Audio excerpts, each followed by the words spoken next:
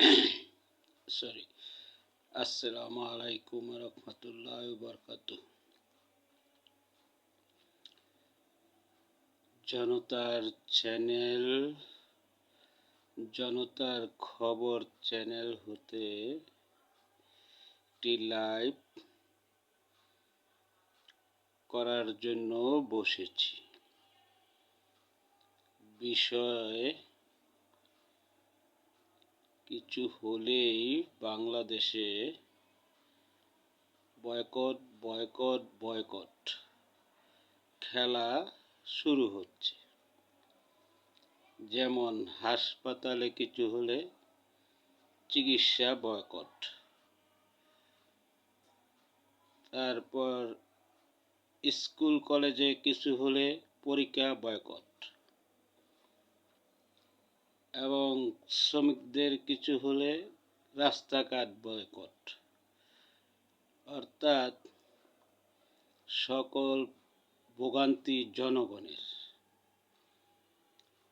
জনগণের টাকা জনগণের টাকা দিয়ে যেসব প্রতিষ্ঠানগুলি চলে তারাই জনগণেরকে ভোগান্তিতে ফেলায়। এমন অবস্থায় দেখা গেছে এখন বাংলাদেশ ক্রিকেট প্লেয়াররাও একই রাস্তা বেছে নিয়েছে। যেমন ক্রিকেট প্লেয়ারদেরকে নিয়ে বোর্ড ডাইরেক্টর কিছু সাংবাদিকের প্রশ্নের উত্তরে কিছু কথা বলেছে। সেটা হইতে পারে ভুল, হইতে পারে সঠিক, যাই হোক এটা ওদের ব্যাপার, জনগণের কিছু না। জনগণের করের টাকায় ক্রিকেট বোর্ডও চলে, প্লেয়াররাও চলে, প্লেয়ার তৈরিও হয় জনগণের করের টাকায়। কিন্তু তারা ঠুরকাঠুরকি করে জনগণকে বেকায়দায় ফেলায়। এই কথা নিয়ে ক্রিকেট প্লেয়ার খোয়াবের প্রেসিডেন্ট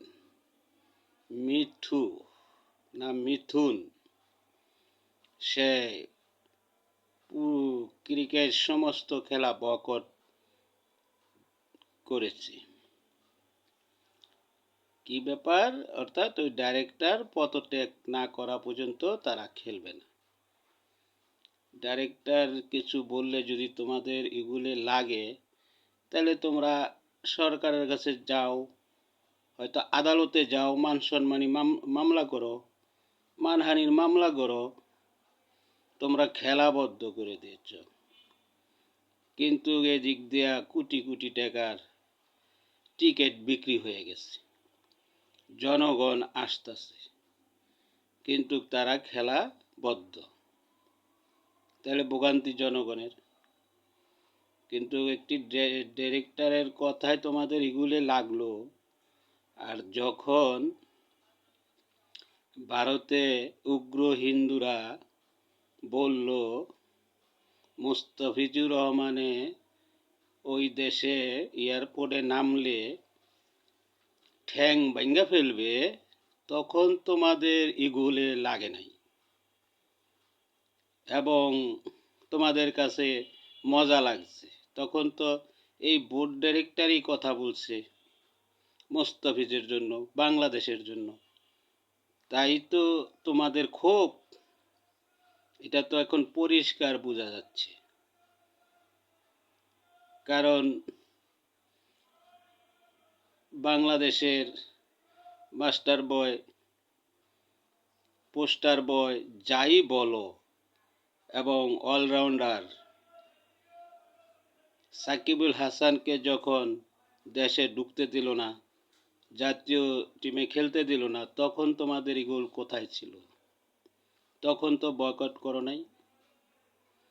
যখন মাশরাফি বিন মুর্তজা নড়াইল এক্সপ্রেসের বাড়ি পুড়িয়ে জ্বালিয়ে দিল, তখন তোমাদের এগুলো কোথায় ছিল? তখন তো তোমরা বয়কট করো নাই। আনন্দে বাসছো, আনন্দে খেলছো। যাই তোমরা এখন ডাইরেক্টর কি বললো সেটা নিয়ে তোমরা খেলাই বন্ধ করে দিস। আর জনগণ এসে ভিড় করলো, উল্টা প্রশাসন আবার এই জনগণকেই পিটালো। কি মজা না? অর্থাৎ আসলে তোমাদের ভিতরে এখন ঢুকে গেছে ভারতের র। কিছুদিন আগে খান সাহেবের কিছু বলছে, তোমরা করে একজোট হয়ে প্রত্যাহার করতে বলছো। কারণ তোমরা ভারত প্রেমিক, তোমরা বাংলাদেশের প্রেমিক না। বাংলাদেশের জন্য তোমরা কিছু করো না। অর্থাৎ আমরা ধরে নেই তোমরা বাংলাদেশের পতাকা নিয়ে বিশ্বমঞ্চে দাঁড়াবে, উজ্জ্বল করবে।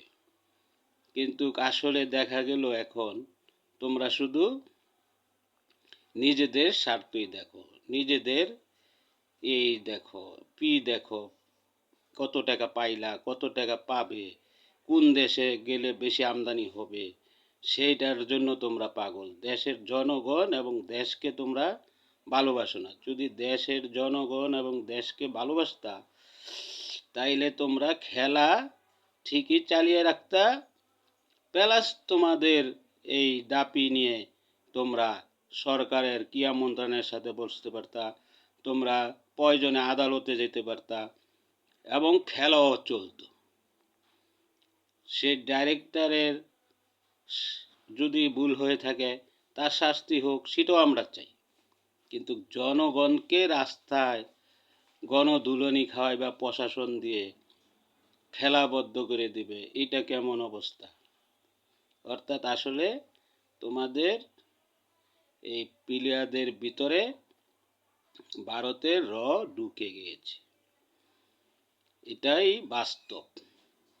নয়তোবা মোস্তফিজরে যখন ভারতের উগ্ররা বলল ঠ্যাং ভাঙ্গা দিব, তখন তোমরা প্রতিবাদ করলা না।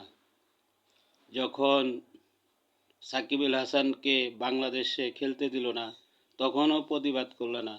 যখন মাশরাফি মর্তুজা বাড়ি পুড়িয়ে দিল, তখনও প্রতিবাদ করলা না। হয়তো তারা কোনো রাজনীতি দলের সাথে ঢুকছিল, কিন্তু তারা তো একটি দেশের ভালো এবং মানে দেশকে দেওয়ার মতন প্লেয়ার ছিল। সে তারা অপরাধ করে থাকলে তাদের সাজা হবে, বিচার হবে, কিন্তু তাদের এটি যে করলো সেই সময় তো তোমরা রাও করলে না। আর এখন তোমাদের একদম ইগোলে লেগে গেছে। তোমার পারিশ্রমিক নাও, সেটা বলছে সাংবাদিকরা প্রশ্ন করছে, দিকে সে বলছে সে কি ইচ্ছাকৃতভাবে বলছে? প্রশ্ন করছে, প্রশ্নের উত্তরে সে বলতে বাধ্য হয়েছে। তো যারা প্রশ্ন করছে তোমরা তাদেরকে জিগাও তারা কেন এই প্রশ্নটা করলো, ও সেটা জিগাইবে না। কারণ তারা তো তোমাদেরকে বড় বড় করে হেডিং করে তোমরা জাতীয় টিমে যাতে ভালোভাবে খেলতে পারো, এটাই তো। আসলে এইখানে এলো বোঝার অনেক কিছু। তা জনতার চ্যানেল, জনতার খবর থেকে কথাটা এই কারণে বললাম, যেহেতু এটা চ্যানেলটাই জনতার খবর। অর্থাৎ জনতা যেখানে দুর্ভোগে পড়বে সেখানেই জনতার খবর চ্যানেল থেকে কিছু আলোচনা এবং মতামত দিতে বাধ্য। এই হলো দেশের অবস্থা। তো আমি এখনো বিসিবিকে বলবো, বিসিবির আইন কানুন আরও সঠিকভাবে পরিচালনা করার জন্য। আজকে এইভাবে খেলা বন্ধ করে দিয়েছে, এখন একজন ডিরেক্টর পদত্যাগ করবে, 2 দিন পর বলবে প্রেসিডেন্ট পদত্যাগ করার জন্য, বিসিবির প্রেসিডেন্ট পদত্যাগ করার জন্য। তখন প্রেসিডেন্টও পদত্যাগ করতে হবে, মানে তারা যা চাবে তাই দিতে হবে। এই কারণে